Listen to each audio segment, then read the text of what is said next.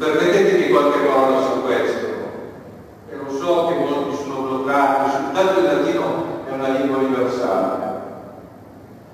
mai come in queste domeniche ci siamo resi conto quando abbiamo dei fratelli dalla Nigeria che giungono alla messa della domenica mattina, tutti solenni, vestiti bene, si mettono in ginocchio.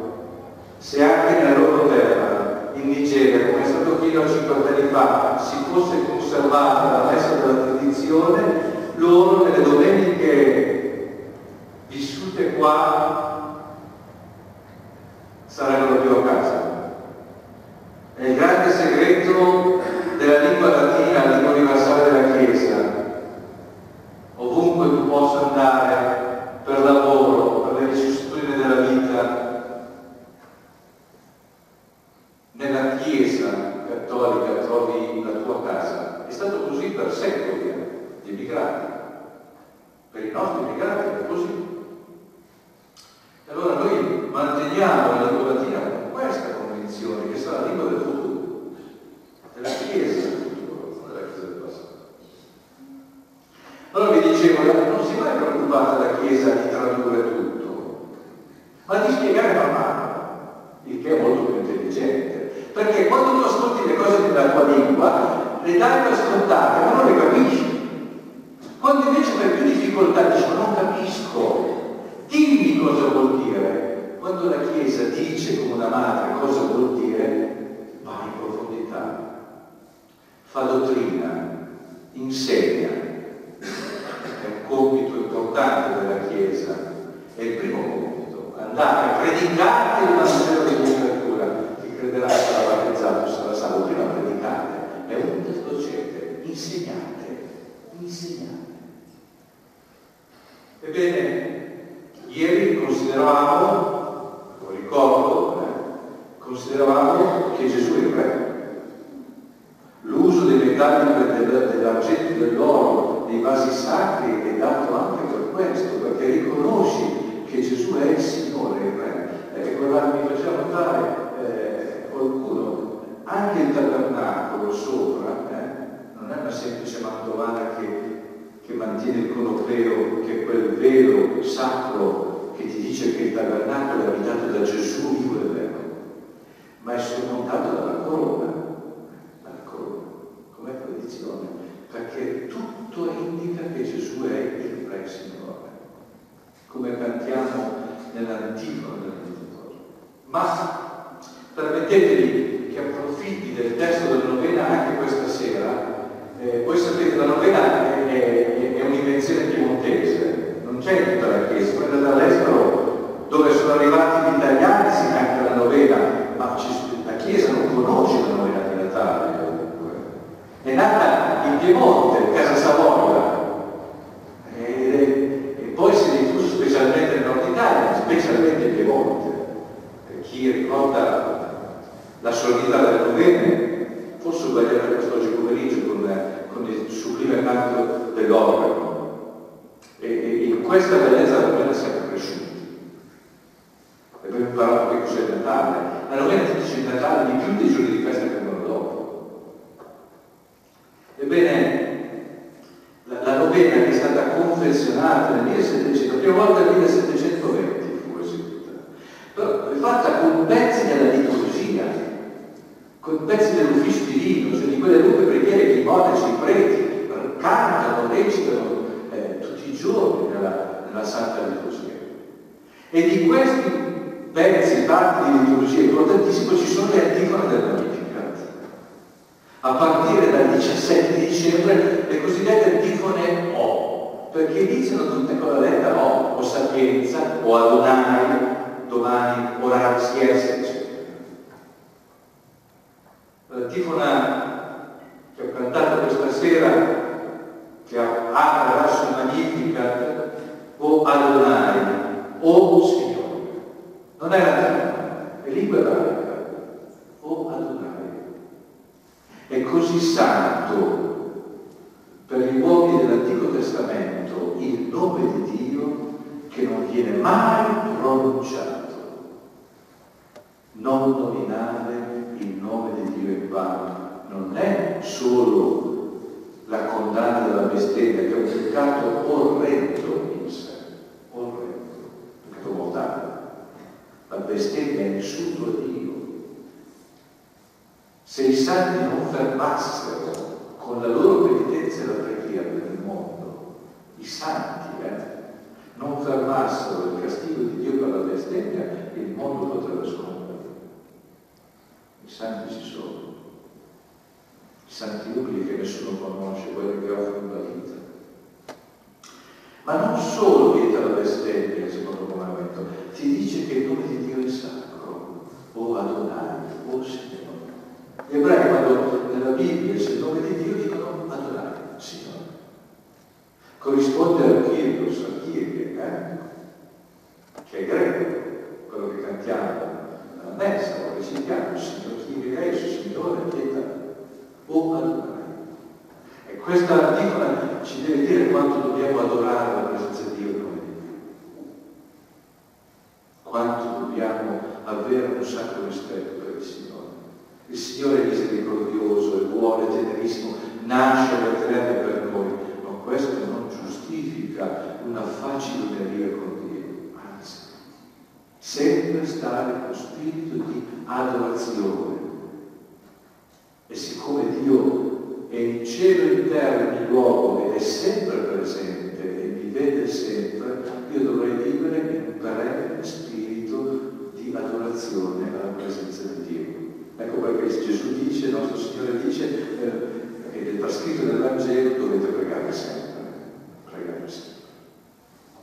Ebbene, dice, o Adonai, o Signore, e Dux Domus Israele, e Duce, condottiero, colui che guida la casa di Israele, il popolo eletto, il popolo santo, che sei apparso a Mosè nel rovetto ardente, quando Dio si rivelò a Mosè nel rovetto che bruciava senza consumare, e ha rivelato il suo nome sacro. Io sono colui che sono. È l'essere, è tutto Dio. Niente può esistere senza di Lui. E sul monte Sinai hai dato la legge. Noi siamo nella chiesa di Santa Caterina e in questo dipinto si vede il miracoloso trasporto degli angeli al momento del battito. Il corpo di Santa Caterina è stato trasportato al monte Sinai, il monte dei 10 comandamenti, il monte della rivelazione di Dio a Mosè e al popolo eletto. Come dovremmo noi far memoria di questi fatti? Vieni, vedi al redimento nostro, vieni a salvarci, a redimerci, a liberarci, con braccio disteso, con braccio forte, con la tua potenza. Tutta la novena di Natale è fatta con l'Antico Testamento. Permettetemi oggi che cade in domenica, è tutta fatta di pezzi dell'Antico Testamento. Poi a noi se Gesù bambino che noi dobbiamo vedere non era Dio dell'Antico Testamento che diventa uomo.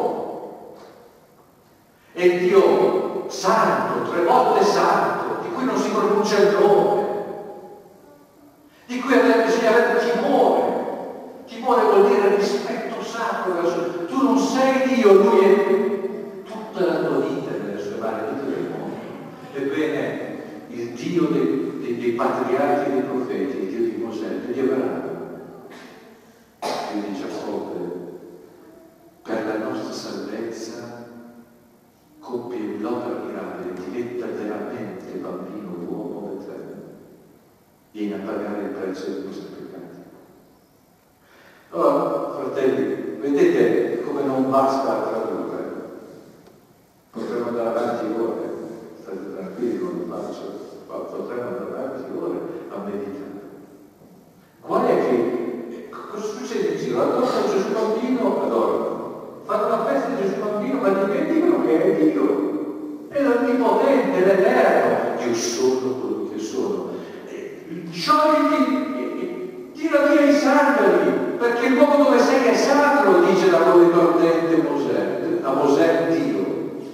Ma noi abbiamo questo spirito di adorazione di fronte a Gesù bambino. Chiediamo questa grazia.